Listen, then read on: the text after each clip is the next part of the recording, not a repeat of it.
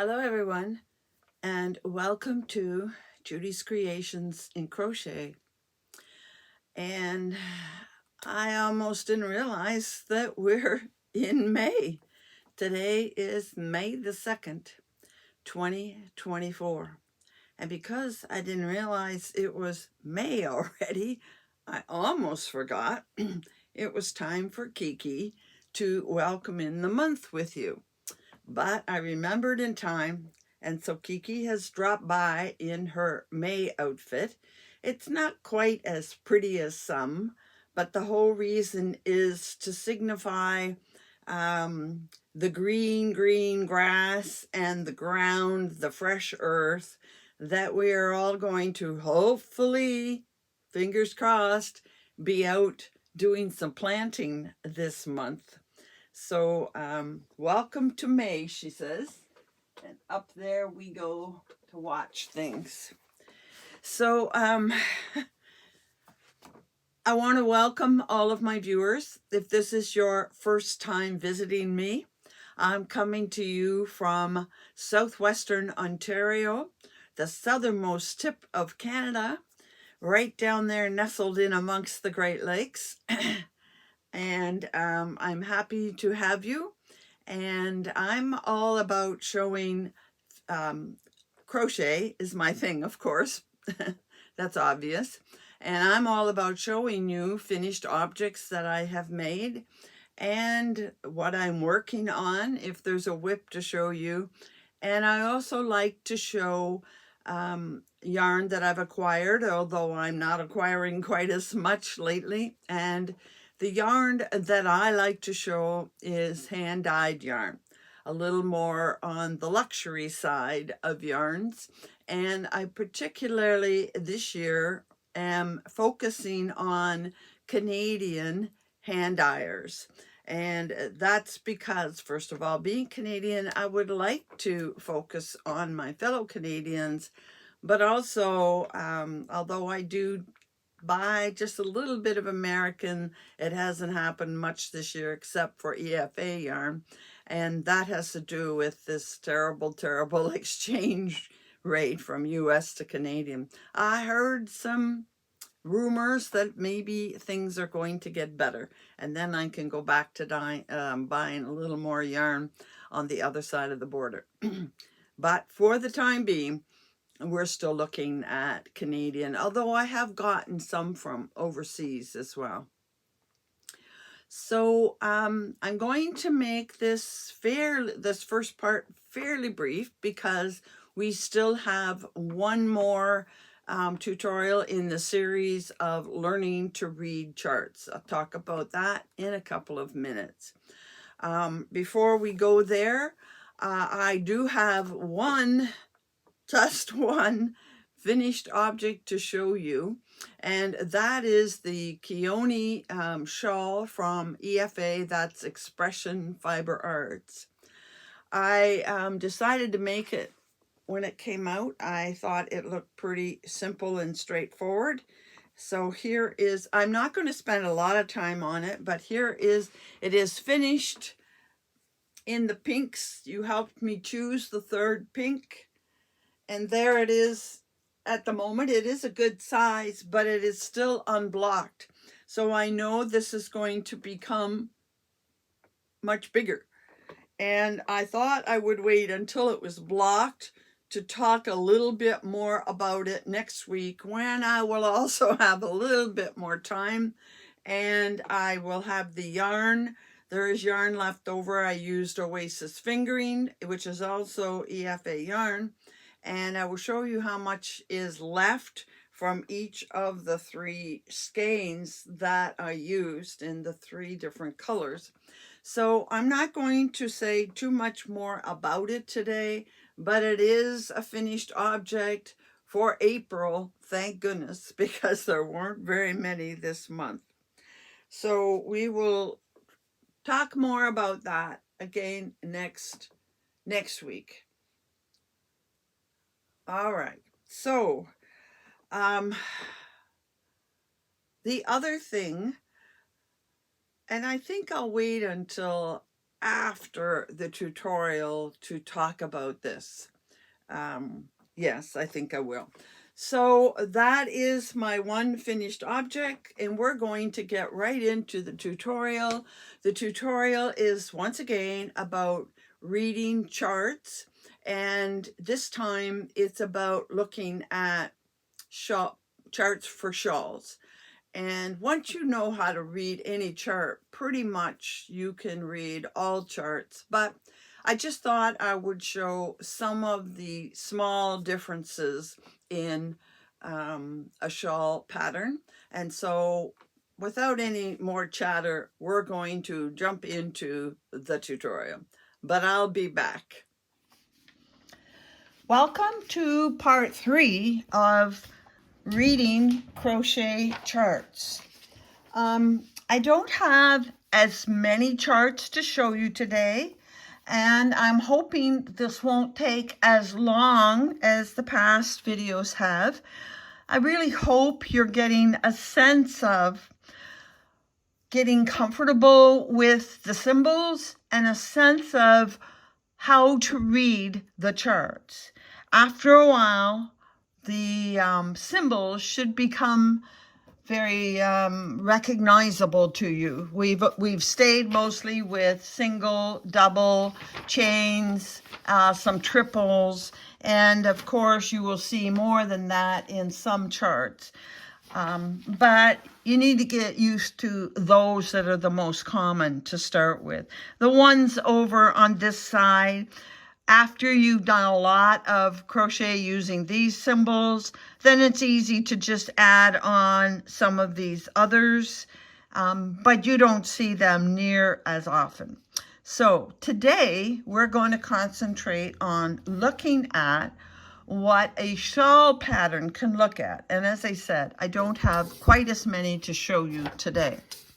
Okay, here is a typical shawl pattern, and it's very, very basic. And I'm not going to move the camera, but you can see it has a key again, and it's telling you that it has a magic ring. I thought if I tipped it more, we wouldn't have that problem. It's telling you there's a magic ring, and there's chains and double crochets, and that's all there is in this graph.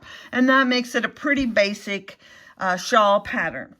The difference in a shawl pattern and a straight pattern is that it's going to go more in a circle back and forth. But notice you have your magic ring, and then it numbers row 1, 3, 5 on this side, and it numbers 2, 4, 6 on this side.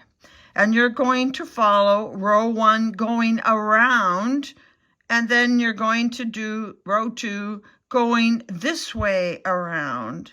Now the chart is always written flat, so you're going from right to left on the first row, left to right on the second row, but you know that at the end of row 1, you're actually going to turn your work and do what it says to do, going backwards on the row you just completed. So here I want to go over a few rows very quickly. As I said, it's very, very basic. From your magic ring, and if you don't use a magic ring, you go ahead and use, a chain and slip stitch. But from your magic ring, you're going to chain up 4. Then you're going to do 2 double crochets into the magic ring, 2 chains, 2 double crochets, a chain, and another double crochet. And what you will always see in a shawl pattern is that there is a middle, unless it's circular, but even a circular shawl has a middle. And generally speaking, from the middle, it is the same on both sides, but of course it's a chain 3 instead of the double crochet. As you know, a chain 3 is used as a double crochet, and you're going to see up through the middle in every row there is 2 double crochets, 2 chains, 2 double crochets going into the middle. 2 double crochets, 2 chains, 2 double crochets into the middle. Same all the way up, no matter what the row looks like. Now this is the first row. Second row, coming back, we chain up 3 plus 1, so 4, and then we do 2 chains into the chain, 2 double crochets into the chain space. Then we do 1, 2, a crochet in, double crochet into each stitch. Then the 2 double crochets, chain 2, 2 double crochets into the middle, and then the rest is done as reverse double crochet into each stitch, and then double crochet, 2 double crochets into the chain space, chain, and then a double crochet into the third chain of that original chain 4 in the first row. They'll always show you what you are working into. Next row is exactly the same. Chain up 4, 2 double crochets in the chain space. Then you're going to chain into the double crochet right after the chain space.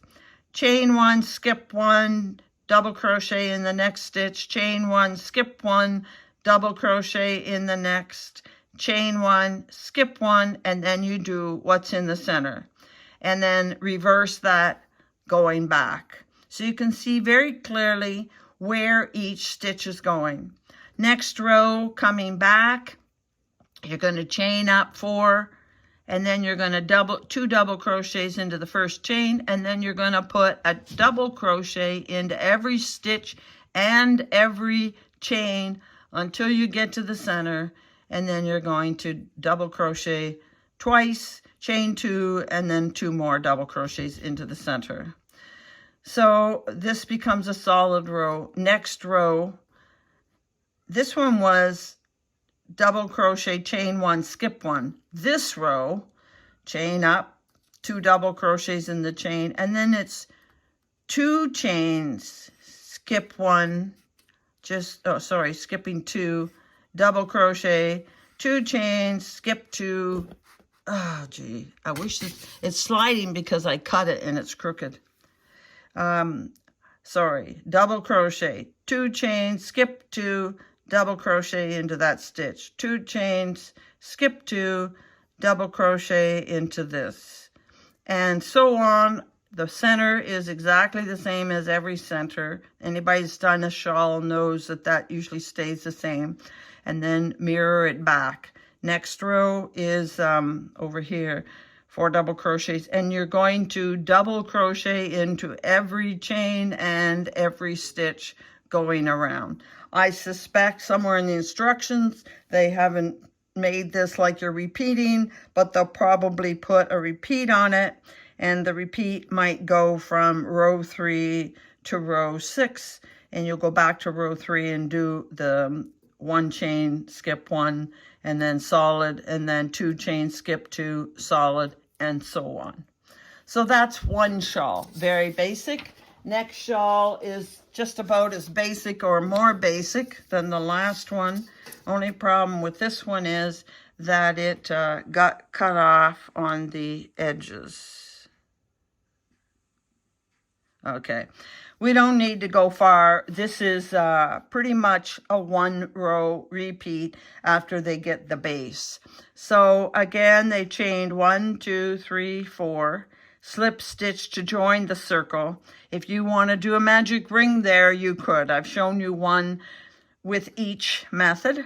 And then from your circle, you chain out 2 and you double crochet into the center. You double crochet 1, 2, 3 times, 2 chains, and then double crochet 1, 2, 3.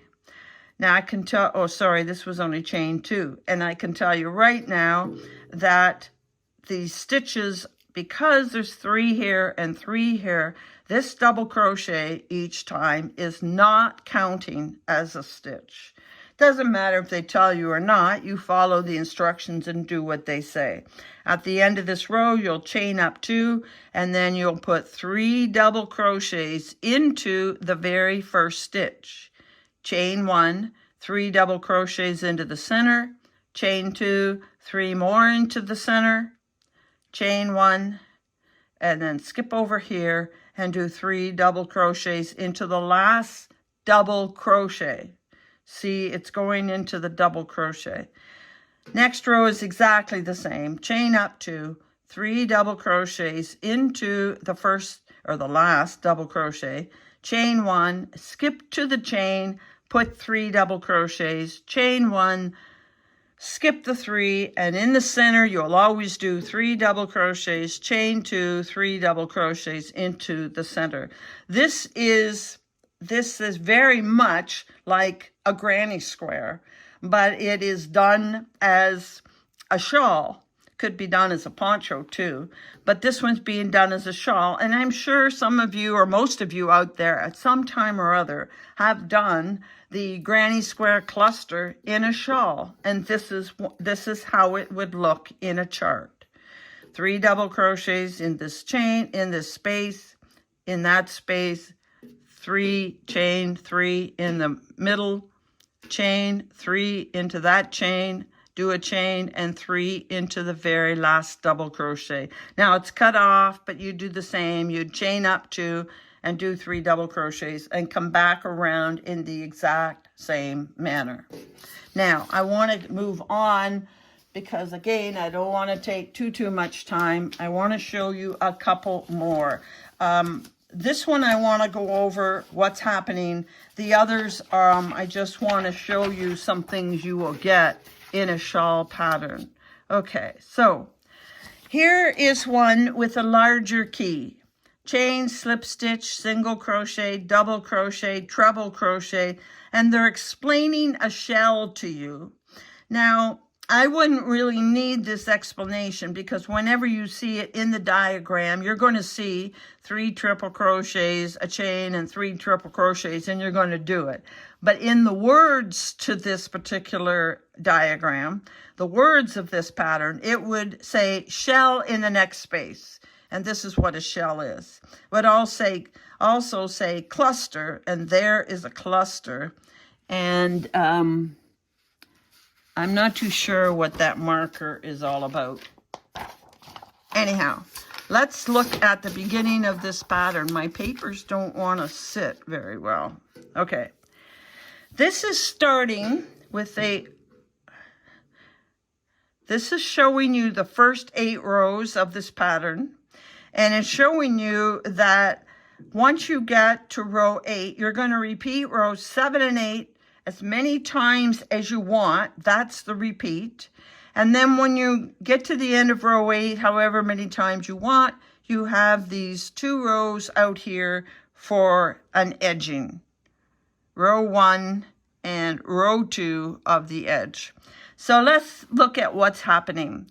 You start in the middle with your chain, circle, then you chain up 3 and you do 2 double crochets to the center. You do 1, 2, 3, 4, 5 chains, and then a double crochet, 5 more chains, and then 3 double crochets to the center. 3, 3, that means the chain counts as your stitch. Second row, you're going to chain up 3, and you're going to double crochet into each of these stitches. Then you're going to chain 3, and you're going to triple, this is a triple crochet, 3 times into that, you could do it into the chain. I would do it into the chain space at the middle, then chain and 3 more triples into about the same place. Now, if you're doing it into the chain space, it won't stay in one little, spot. If you want to go into the chain, please feel free to.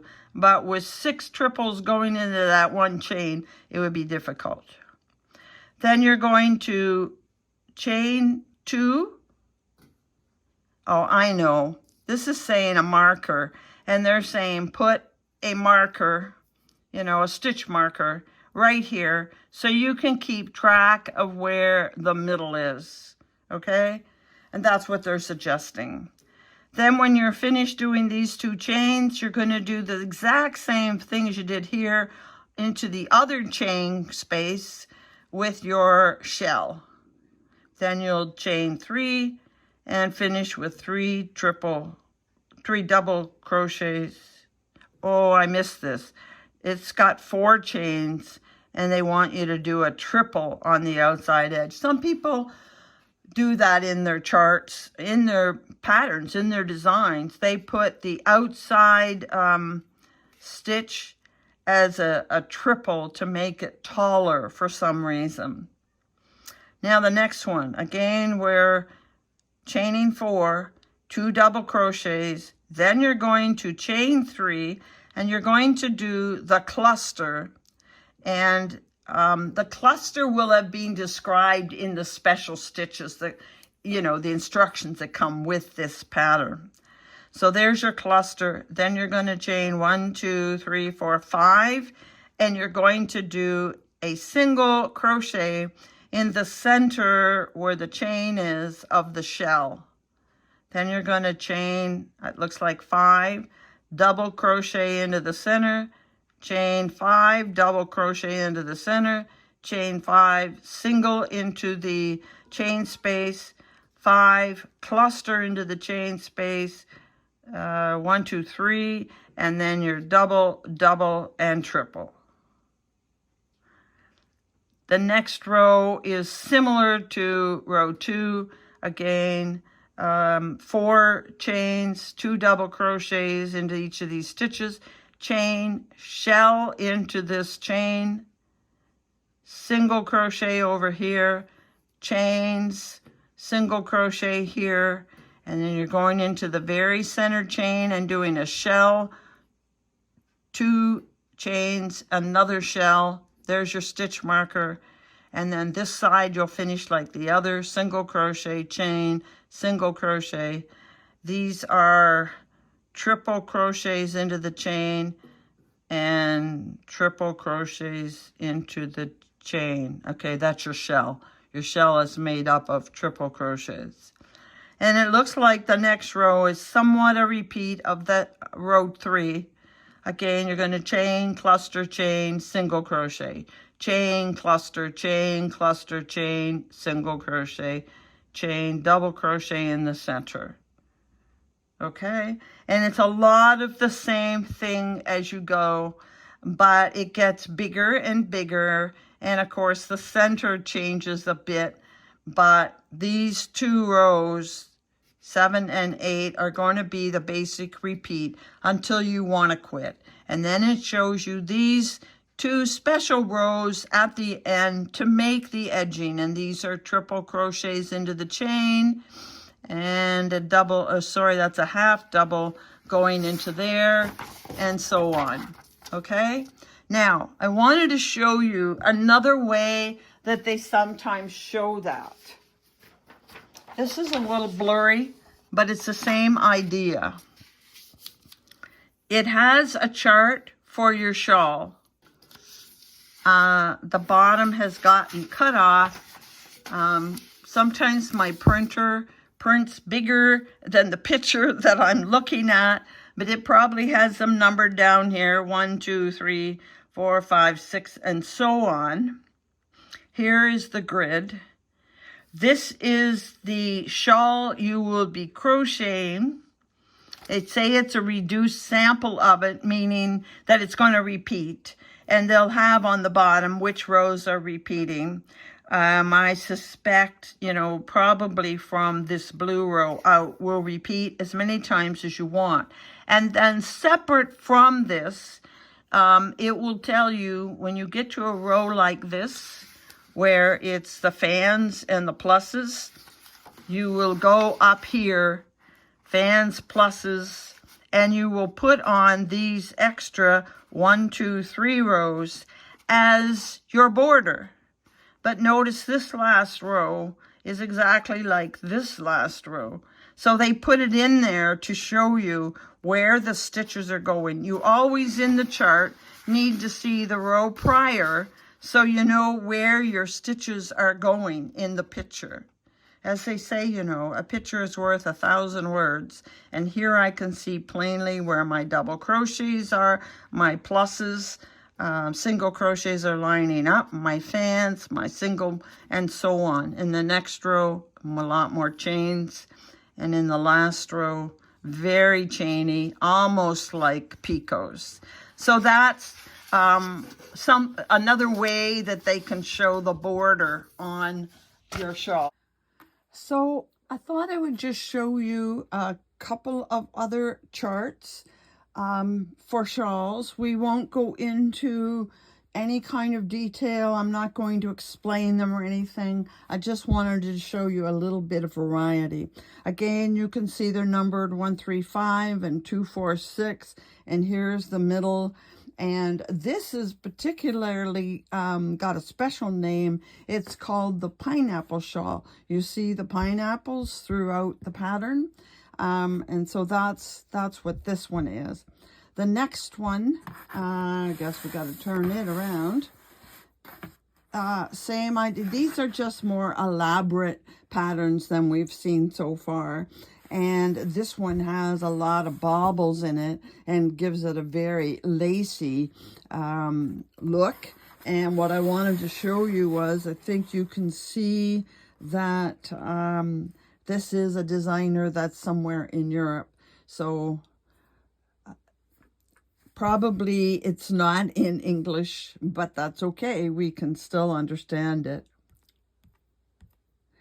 Here's another one. This one is not only got the pattern, and again, it's in another language, but with the pattern, you can see how it turns out when it's all done.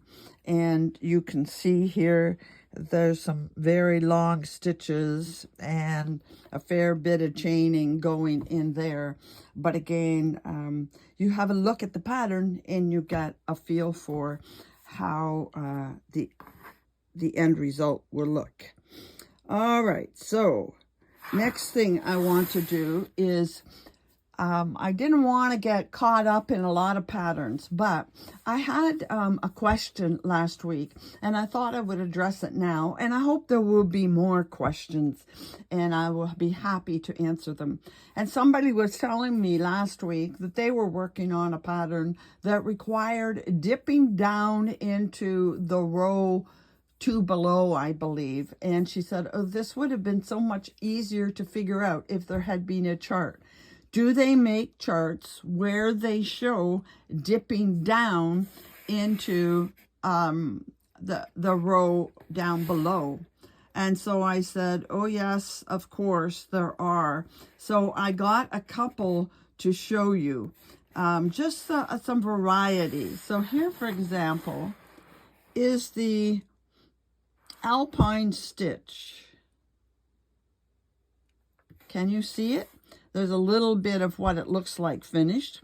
The alpine stitch is made with front post double crochets.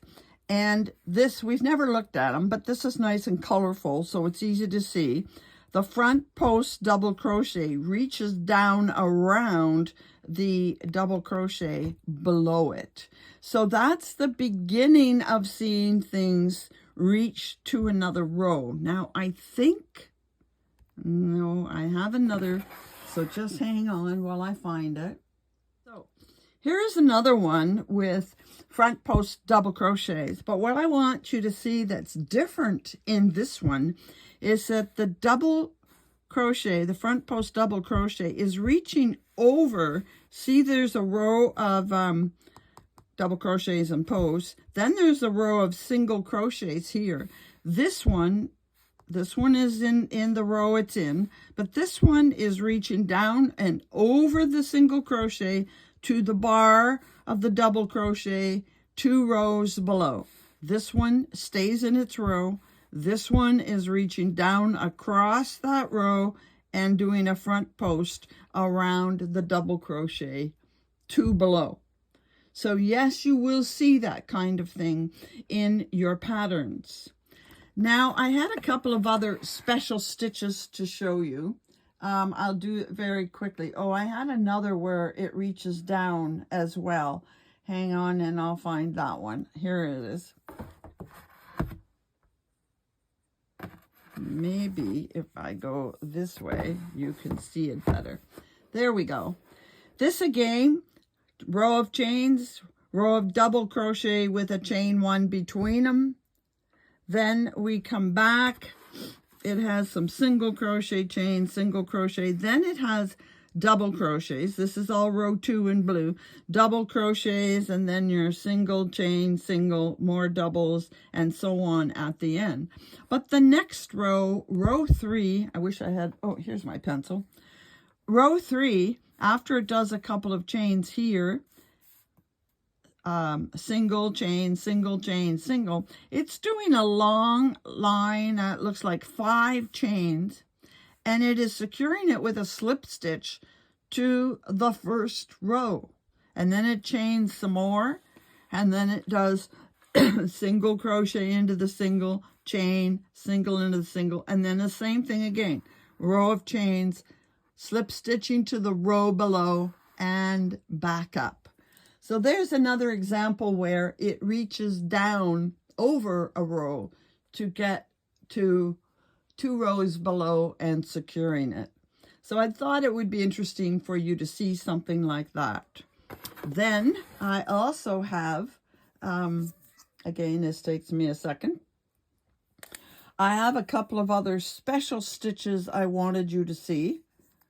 And that is, no, here we go. This is the diagram, as you can see, across double crochet. I think some of you have heard of or even done double crochets that are crossed, and this is how they're done. Here is your row of chains and up. Then we've skipped a chain, and we've done a double crochet over here. Then the next double crochet crosses over to the previous chain. And then they say this pattern is repeated along the width. So we skip a chain and we double crochet into the next one. Then the next double crochet crosses back over to the chain that has been stitched. Or you can see it in the row above. Row 2 was all single crochets, chain up, then double crochet by skipping. This one is above that one. Skip the single, do a double crochet into the next one, then the next double crochet crosses back into the skip stitch. And that's what a crossed double crochet would look like. I think that was all of the special stitches I had to show you. There might be one other. That brings us to the end of the tutorials. I'm going to go back to the regular program now and finish up what I have to say. Well, here I am back again, and I have a feeling that that tutorial was very choppy, and I apologize for it. But I really did want to address the one question that was asked. And I really hope if you have other questions that you feel free to make a comment asking the question, or you can email me if I can answer the question that way. If I get enough questions, I would consider doing one part of a video just talking about some of the things you asked about. But I am really happy to hear quite a number of you said that, you know, a light bulb went off when you saw what I was showing, that I did show it clear enough, at least maybe in the first couple of tutorials, so that you understood what was going on. Some of you commented that it looked like it was so hard, and it really isn't as hard as it looks. I'll always be happy to help with any questions you have. If it's a pattern that I can't show in a video, I would still be happy to work with you personally, you know, meet in the messenger and turn on the video and talk about it. So I just really, really hope that this series has helped you in figuring out charts and being willing to give it a chance. You can go on Pinterest and find hundreds of charts, simple ones, you know, a granny square or something that's a line going back and forth, a very simple pattern, and practice it. Just practice reading the diagram. See if you understand what it is saying. And eventually you'll find that it is much easier than trying to find your way back into the middle of all the words that have repeats and asterisks and brackets and everything else. I get lost in them. I mean, I can do patterns, I can do tutorials, and I can do charts. I can do all of them. But I have to tell you, I love it when a designer puts a chart in with their pattern. I find it so much simpler. So that's the end of learning to read charts in crochet. So now what I want to do today, because you remember I said earlier in the year that I wanted to get in on this sort of challenge that I saw happening with a few other YouTubers, and that was I said I was going to shop my stash, and they're talking about a stash down. In other words, every month they're making a record of how much of their stash they used. Now, I don't really feel the need to keep a record of how many balls or how many yards or how many grams of my stash I used, because it doesn't really, it doesn't tell me a lot. Oh, I'm knowing how many balls or skeins or cakes I used would give me an idea of how much it is, but how many yards or how many grams doesn't matter a lot to me. That's fine for those that want to record it that way. It's more work than I want to do. But what I did say was I wanted to keep track of all of the projects that I do using my stash. So every month I am doing a stash down and showing what I used from the previous month. So first of all, it's a little disappointing to me to see that I only did 4 projects total altogether for the month of April. And one of them was very small, so I should have had at least 5. I like to get a couple a week done if they aren't huge. But when you do the big shawls, like I showed you earlier, they can take almost a whole week. And I remember I said a couple of times that I had a couple weekends where I wasn't feeling well, and I really didn't do as much crochet as usual. So I'm going to go through the items that I did this past month, and this first one crosses the line. I'm going to show you a picture. I showed you this shawl last week. It is the Subtle Wave shawl, and I did it for Gary's mood board, and it's half and half. The dark blue at the top and the cream, the third section, were in my stash. I've had them for a few years. But I did order a kit, and I used the pale blue, but not all of it. Was I going to show you the amount of yarn that was? No, I showed it last time. The pale blue and the sandy color, and then that last bit of trim were in the new kit that I ordered. So I'm going to say that is half of a project that goes in my stash down. Now, the other things that I finished this month, I showed this last week, and it is my Lovey, the Sloth Lovey. So that is a project, but a very small project, and I still have part of that ball left, but I used my stash for it.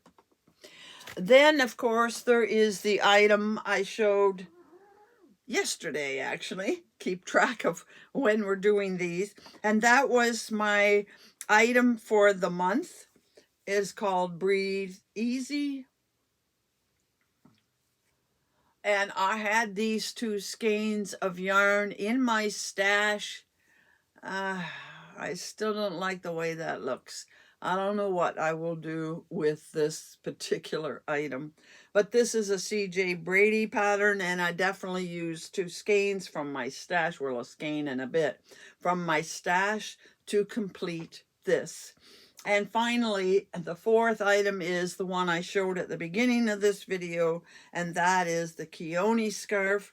I used these yarns, Oasis fingering, from my stash that I've had for a while. I don't know how long, but I definitely haven't bought any of these. The kit this came from, or the single one, I didn't buy them this year.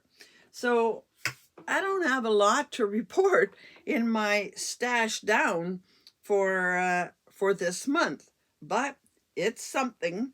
And little bit by little bit, we will whittle down the stash if I don't keep adding to it. Okay. The other thing I just wanted to mention in passing is, while we're talking about stash down, is my Make 9. I kind of forgot that my Make 9 exists there, and I'm going to start working out of my Make 9 box. That'll definitely be using stash, because that's all stash. That's why I made that. So we'll talk more about that next week. So I do have acquisitions. I'm going to do them quick. The first acquisition that I've had now for several weeks is project bags. I saw, I was watching, I can't remember her name. I was watching one of the ladies in the UK that I sometimes watch, and she was showing these project bags she got, and I thought, oh, I like that style of project bag. It has the wire metal opening, and here is the name of the person. The company is This Lizzie Sews. That's a mouthful, a tongue twister. This Lizzie Sews, and this is her contact information. As you can see, she is in the UK. So for those of you in the UK looking for a reasonable, I think particularly you would want her email address. That's the only way you can actually contact her to ask about getting a bag. Yes, she is on Instagram, but I actually emailed her to get the bags. So I'm going to show you. I got 2 bags, and the reason I got them is this. First of all, they have the wire opening that I like so much at the top. And second of all, they seem to be a little more reasonable than the ones I was getting here in Canada. She puts a little claw on it so you can hang, I don't know, your keys, or if you've got a ring of stitch markers. And here is the first one I got. Now, she did this with a lime green, and I said, well, I like that, but I don't like lime green. She said, oh, I can do it without lime green, and she switched it to purple. So that's the first one, and the inside is the paw print. Okay. Now, and when I finish showing them both, I'll talk a little bit more about it. Here's the second one I got. She went hunting for fabric for me, because you know I like nice bright colors. And this is all butterflies. Again, it has a different color of purple. It's more pinky purple, fuchsia. And the lining is this. Now, they were very reasonably priced, and shipping from the UK was very inexpensive to my way of thinking. But I know now why they did not cost as much as the other ones that I get. First of all, they are smaller. They're not quite as tall, and they're definitely not as wide. Also, there are no pockets inside. And finally, the ones I was getting here in Canada have this vinyl bottom, so it sits better than these. These collapse unless you have something in the bag. So that's why they were less expensive. I'm not complaining. I still like them. I can still put probably 2 cakes of hand-dyed yarn in there. And with the yarn, they will sit fine on the floor. I don't need big ones.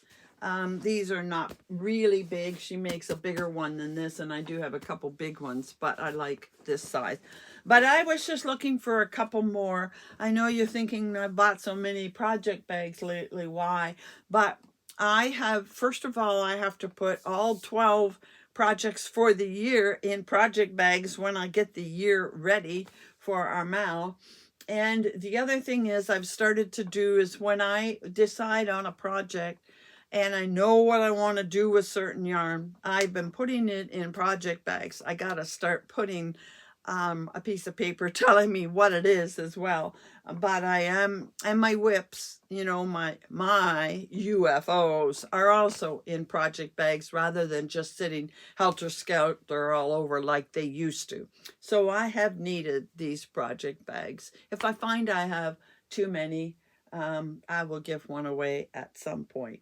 But for those of you in the UK, if you're looking for project bags, there is the place to look. This Lizzie Sews. I've also had another thing sitting on my table for a bit, so I think I will show it now. Nothing exciting, but EFA. It's an EFA acquisition. And they have come out with a new base a little while ago now, but I think they still have it, called Calming Cotton Fingering. And it is 50% cotton and 50% bamboo. It has 400 meters or 437 yards. And for those of you that are allergic to wool or trying to avoid wool, you may want to look into this. As I recall, the price was reasonable. Calming Cotton Fingering on EFA. Now, I bought this white, and I have a couple white of another type of yarn over here, and I have another one of these coming, I believe. And the reason I bought some white was simply because I have some mohair that I want to stitch up, and I want to put it with a second strand, which would likely be white. So I got one of these to feel it. They feel like cotton, not your dish rag type of cotton, because it does have bamboo in it, so it's a nice cotton. And the other thing I got from them at the time, which I was really, really pleased with, is I happened to go in their sale category, and they had what they called, and I think it says it right on it, yes, it says Oopsie. Oopsie. They had some Oopsie yarn on sale, and it was Oasis Fingering. And I love their Oasis Fingering. And Oopsie means it may have some spots on it. It may not be quite the color they wanted it to be. There could be broken threads. I don't know if that happens in here or not. But I thought I'm going to get a couple because these were marked down more than usual. Usually their Oasis Fingering is $37, and these were marked down to $28. And if I recall correctly, I was using a coupon for my whole order for another 15% off. So 15% off 28, and 140. So that's another $4 and change off of 28. So $24 is normally $37. And Oasis Fingering is 50% camo, 50% mulberry silk, and it has 500 yards. That's a little more than a lot of fingering yarns. They usually have 400 meters or 437 yards. So I got 2 at the time, and I'm going to be able to make myself a really, really nice shawl of some sort. So I was really, really happy with getting that. I don't see any problems. It could very well be it's just not the color they expected it to be. I don't care. It's a color I like. And if there's a problem in there, it's not evident right now. It might be once I cake it up. But this is a treat to me. Okay, that's all I have to cover today. I will talk about a whip. I'm only going to show you a picture. As you know, last week I showed you yarn that I got from Adam. And here is a picture of what I started. I just started it last night, I guess, before going to bed. And here is what I've done so far. Now, I love the yarn. I love the color. I want something special. And I spent an hour or two last night going through patterns trying to find just the right thing. I think I have something in the back of my mind, but I don't know what it is. I think if I see it, I'll know it. And so I started this, which is a asymmetrical triangular shawl. And I'm just doing it out of my own head, and I'm using the moss stitch.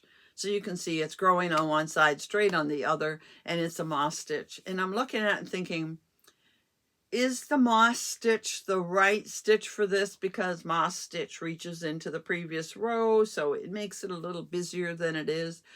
Would I be better off to do a plain shawl, or would something like the Riverde wrap, which is basically a bias wrap, I could make it whatever width I want, would that be a better item to make? Something that is double crochets, solid double crochets with some windows in it, make the Riverde wrap. I'd really be interested to hear your opinions.